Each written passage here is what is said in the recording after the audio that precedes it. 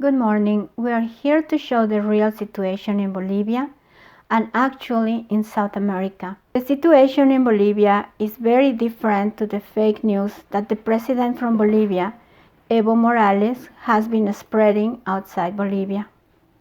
Democracy in South America is at risk.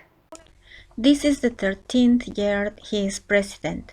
In 2016, he called for a referendum to ask Bolivians if they wanted him to run for president again, and the population said a stunning no. Yet, Evo ignored the results, using a pliant constitutional tribunal to nullify the results. In response, he said, "We lost the battle, but not the war." The president of the Organization of American States supported Evo to participate in the elections a fourth term and to dismiss the Bolivians' decisions to say no, saying that it would be discrimination towards Evo. The Bolivians were devastated by this decision.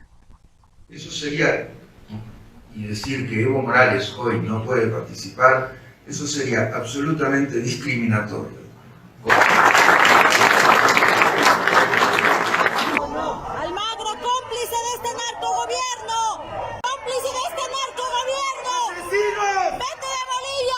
Ustedes se están enfrentando al pueblo boliviano. Teníamos esperanza en ustedes.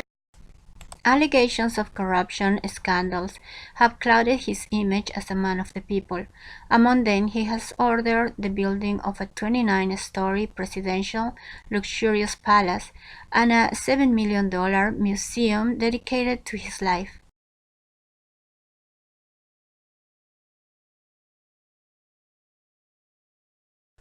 The forest fires in the Bolivian Amazons that devastated a large ecosystem and indigenous communities who live there were caused in order to build alliances with agribusiness and expand cattle farming and housing through slash and burn clearing. He has built an international airport with the longest runway in Bolivia, in the middle of the drug-making plantation zone, together with a huge power plant to provide electricity to the narcos.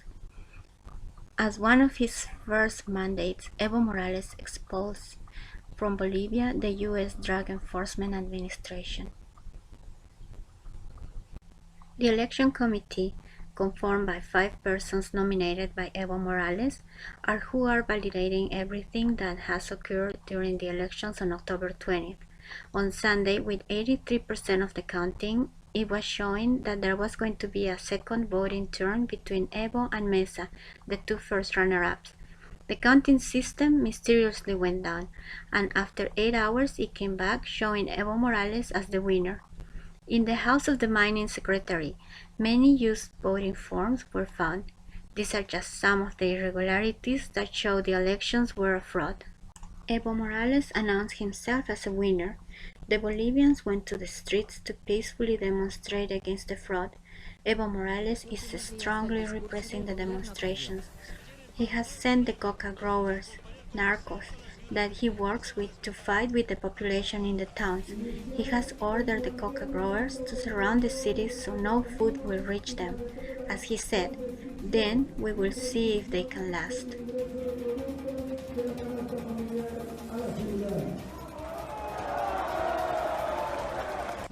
People in Bolivia are tired of the president's manipulation of laws and electoral frauds.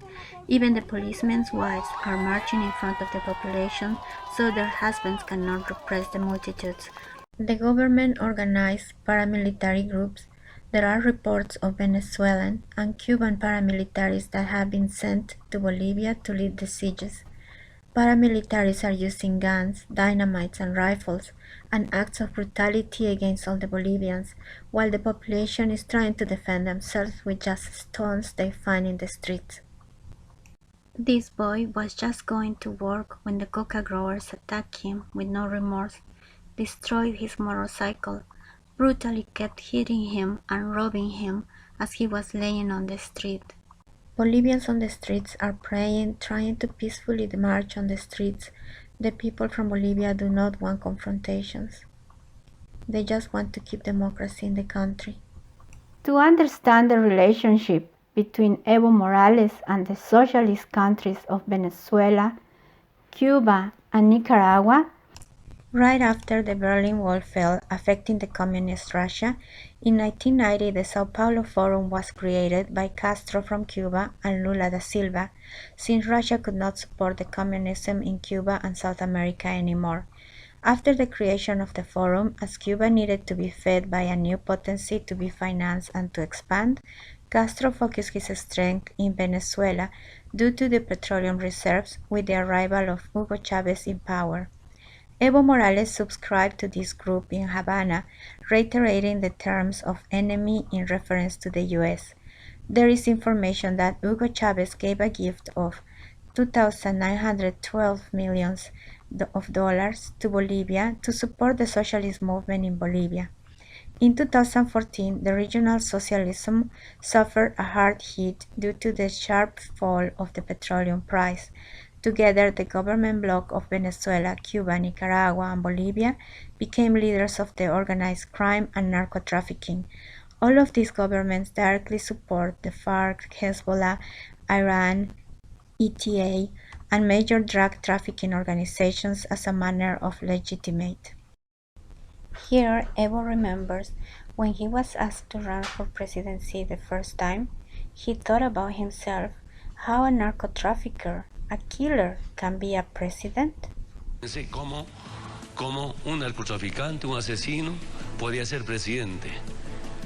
Nicolás Maduro is facilitating now the traveling of Venezuelan and Cuban paramilitaries to go to other countries like Ecuador, and is now occurring in Chile, when there are protests and when the most rough moments of the protest against the policemen are reached, these groups that are on the side with similar characteristics in clothing and accents, through vandalism they create chaos and take away the legitimacy of the democratic institutions. Their objective is to impose their dictatorial leadership in South America. 2 weeks ago, we went to Chile for health reasons. When we arrived to the airport, there were thousands of people sleeping all through the airport because there was a military curfew until 5 a.m. The curfew had been imposed due to the looting and violent unrest. Buildings, metro stations, stores, markets were set on fire after being looted. While we were there, a hotel got looted in Plaza Italia. The people staying there were only given 20 minutes to leave or they were going to be killed. After the protests and looting in Chile, the Venezuelan dictator Nicolás Maduro congratulated the Sao Paulo Forum. Va como lo hicimos. Va perfecto el plan. Ustedes me entienden. Foro de Sao Paulo, el plan va en pleno desarrollo. Bolivia is a key country in South America, as Venezuela and Cuba's goal is to propagate socialism in the whole South America. The Organization of American States has observed the fraudulent votes and sent a commission to evaluate the elections in Bolivia. However, it is the same commission that granted Evo to go to elections an unconstitutional fourth time. A Venezuelan woman explained to me that she and her family had escaped from Venezuela to Bolivia because in Venezuela there was no food. They received one food item per week. The mothers would give water and sugar to their children so they would not feel hunger and be able to go to school. In school, the teacher could hardly teach because the children would pass out. Mothers cannot feed their babies as they cannot produce any milk. People run after the garbage truck to be able to find any kind of food. This Venezuelan that escaped from Venezuela is asking the Bolivians, do you want to make a line for 3 days to buy bread? Do you want to see your children die because there are no medicines to give them? Permitir que se les acabe su país. ¿Ustedes quieren hacer cola durante 3 días para comprar 1 kilo de pan? ¡No, señor! ¿Ustedes quieren ver a su familia morirse porque no tienen medicamentos para poderlos atender? ¡No! ¿Ustedes quieren ir a un hospital y que los dejen morir en la sala de urgencia, en la sala de espera, o que su familia que vayan a tener un hijo lo tengan en el piso en una caja de cartón? ¿Quieren eso? The Bolivians know all this, and they do not want to become a socialist country. They have said no to Evo Morales, but he does not want to let go of the power. The narcos will not let him. Last night, 2 persons defending the democracy have died. So far, 139 persons have been wounded. Bolivia needs the international help for democracy to prevail in that country and to help the Bolivian people that are giving their lives to fight for their freedom. Please pray for our country, for God to protect the Bolivians and to help us in these terrible times.